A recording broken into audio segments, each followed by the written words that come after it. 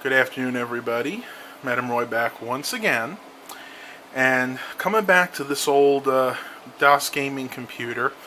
Thought we'd talk a little bit about this monitor.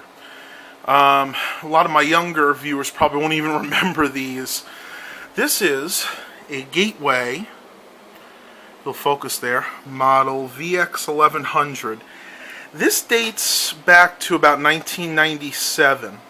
I actually acquired this monitor from my old college. I live in Hampton Roads, and we have what's called Tidewater Community College. My old campus had a computer liquidation sale back. This was probably around 2006, and I actually acquired this. They had tons of these there. They had old Gateway computers, keyboards and everything, and I acquired this monitor along with about 5 or 6 Pentium 2 Gateway towers. The prices even back then were very good. I think I paid $5 a piece for the old computer towers, and actually acquired 5 of these, and I paid, believe this or not, $3 a piece for these. Now, some of them were a little bit smaller. 2 of them were this model, the VX1100. The other 3 were the 17-inch version. This is actually a 22-inch monitor. Excuse me, everybody. This is without a doubt one of my favorite monitors for gaming, and I will show you a quick game on this, but I can't do a lot again because YouTube is really hassling everybody about this copywriting. As a matter of fact, I wanted to show you guys this neat little program. This is something called MPX Play. This actually is an MP3 player that runs on DOS. Right now I'm just playing some Christian songs. Again, this sound's turned down because of copyright issues. But as you can see, I am actually getting 320 kilobit throughput at, what is that, 44,100 megahertz.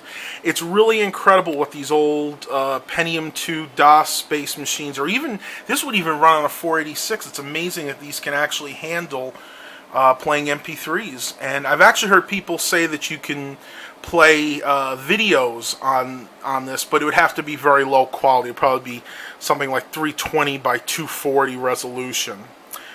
But getting back to the monitor, it's very, very nicely set up. This is your power button, and it is a real button, not like a soft pad you get on a normal, regular monitor. Now this is really cool. You're probably saying to yourself, well, Matt, where are all the other settings? Well, they're actually hidden behind here. This bar actually comes down, and here you have the reset. That will bring everything back to factory specs. I don't want to do that because I have the monitor set up the way I like it. This is the BNC or D-sub. The D-sub is the VGA. Now, for those of you guys that are in the video industry, you will know what BNC is. It's used usually in the professional video. A lot of times people make music videos, or in the security field. A lot of times these monitors were used, had dual purposes. They'd be hooked up to a computer and also hooked up to some type of security monitor. There are your selects, your adjust. This actually has a separate button for degaussing. Now what this does, any CRT based monitor will get magnetized. The actual tube will get magnetized after a while, and the colors would get all funky and out of place. So if you push this button, it actually runs the device, sends an electrical pulse through, and it basically gets rid of any magnetism that's built up in the screen, and it'll bring the colors back to where they're supposed to be. Now this does happen every time you turn the monitor on, but if you haven't used it in a while, that one cycle may not be enough. So you can also go ahead and manually adjust it, or manually set it off with that button. Now if I push the select button, you can see you got a lot of options here. Normal brightness, contrast, or contrast brightness. This is where you can change between the VGA, D-sub, or the BNC connector.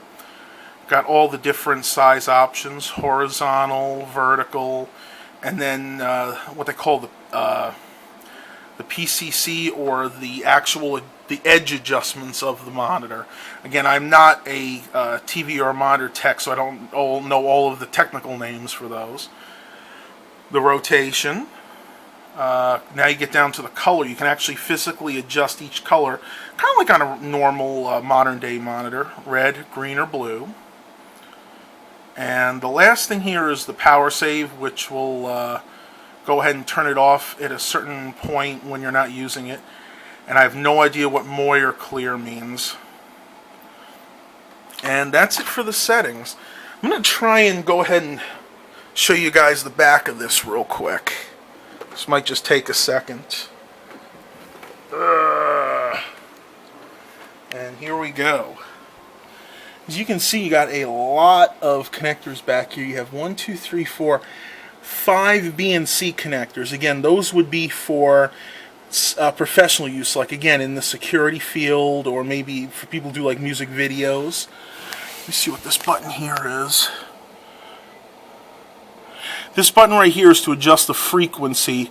Now 75 is normal. I think the other one is if you're using the BNC connectors. Over here you have the VGA in, and then your power plug.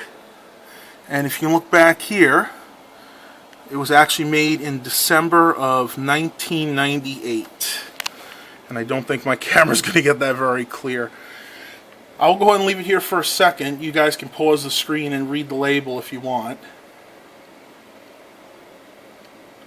Alright. And we'll come back to the front here. And I'll just show you a quick game to demonstrate how clear this monitor actually is. Let's go to Wolfenstein. That's always a good game to play. Again, I will not have the sound on because of the copyright police. So I can get this one-handed. There we go.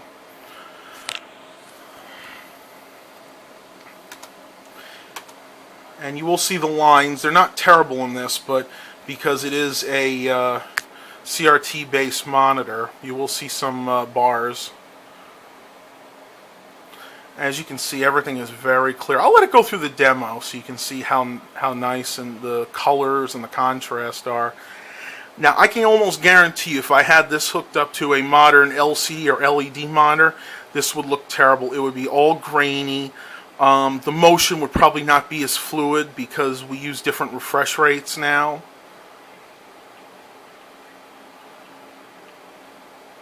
Alright. Alright guys, so that is a review of my Gateway model VX1100 monitor. Now, if you guys want to get your hands on one of these, I have seen them listed on eBay for decent prices, but you have to remember this monitor weighs about 80 pounds, so shipping is probably not a good idea. If you win this thing for, I've seen them go for as cheap as $10 to $20. If you win it for that, I can almost guarantee shipping is going to be twice that. So your best bet would be to try Craigslist.